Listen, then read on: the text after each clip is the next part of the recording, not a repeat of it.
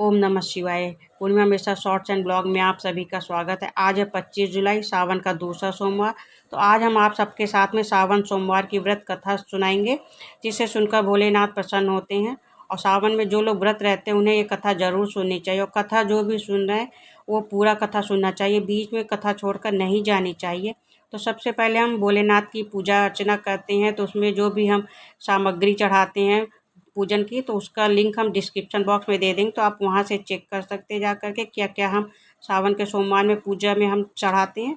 और मेन है कि शंकर भगवान को आप दही है, दूध है, गंगा जल है, शहद है, इन सब से आप उनको प्रसन्न कर सकते हैं। और जो आप वो बेलपत्र चढ़ाइए तो उसमें 3 या 5 पत्ते को होना चाहिए, उससे कटा पटा ना हो। बाकी आप मदार है, धतूरा है, भांग है, सभी कुछ आप उन्हें अर्पित कर सकते हैं। जो जितना भी आपसे हो सके उतना आप पूजा करिए, भोलेनाथ प्रसन्न होते हैं। तो चलिए हम सावन के सोमवार की व्रत कथा आपके सबके साथ में सुनाना आरंभ करते हैं। ओम नमः शिवाय।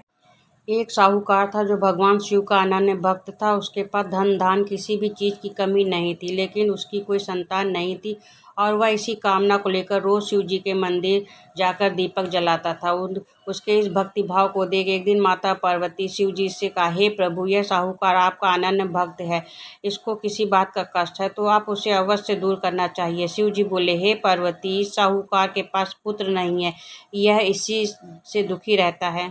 माता पार्वती कहती है, ईश्वर कृपा करके इसे पुत्र का वरदान दे दीजिए। तब भोलेनाथ ने कहा, हे पार्वती, साहूकार के भाग में पुत्र का योग नहीं है, ऐसे में अगर इसे पुत्र प्राप्ति का वरदान मिल भी गया तो वह केवल 12 वर्ष की आयु तक ही जीवित रहेगा।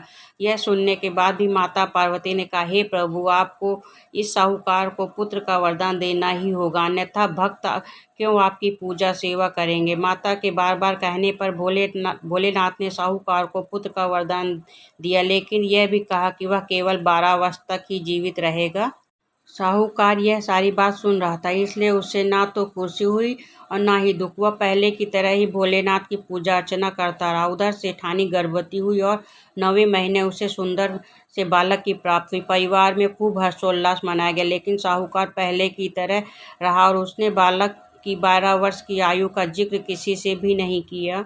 जब बालक की आयु 11 वर्ष की हो गई तो एक दिन साहूकार के सेठानी ने बालक के विवाह के लिए कहा, तो साहूकार ने कहा कि वह अभी बालक को पढ़ने के लिए काशी जी भेजेंगे। इसके बाद उसने बालक के मामा जी को बुलाया और कहा कि इसे काशी पढ़ने के लिए ले जाओ और रास्ते में जिस भी स्थान पर रुकना वहाँ यज्ञ करते और ब्राह्मणों को भोजन कराते हुए आगे बढ़ना। उन्होंने भी इसी तरह करते हुए जा रहे थे कि रास्ते में एक राजकुमारी का विवाह था, जिससे उसका विवाह होना था। वह एक आंख का काना था। तो उसके पिता ने जब अति सुंदर साहूकार के बेटे को देखा तो उसके मन में आया कि क्यों न इसे ही घोड़े पर बिठाकर शादी के सारे कार्य संपन्न करा लिए जाएं। तो उन्होंने मामा से बात की और कहा कि इसके बदले में वह अथाह धन देंगे। वह भी राजी हो गए।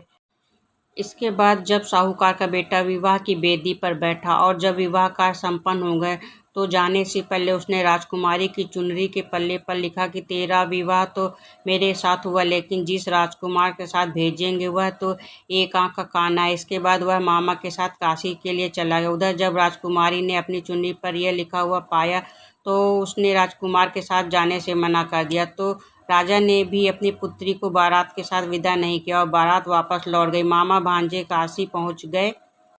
एक दिन जब मामा ने यज्ञ रखा था और भांजा बहुत देर तक बाहर नहीं आया तो मामा ने अंदर जाकर देखा तो भांजे के प्राण निकल चुके थे। वह बहुत परेशान हुए, लेकिन सोचा कि अभी रोना पीटना मचाए तो ब्राह्मण चले जाएंगे और यज्ञ का कार्य अधूरा रह जाएगा।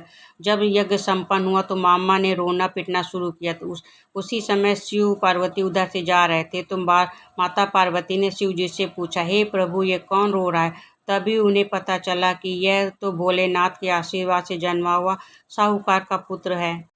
तब माता पार्वती कहती, हे स्वामी, इसे जीवित कर दें, अन्यथा रोते रोते इसके माता पिता के प्राण निकल जाएंगे।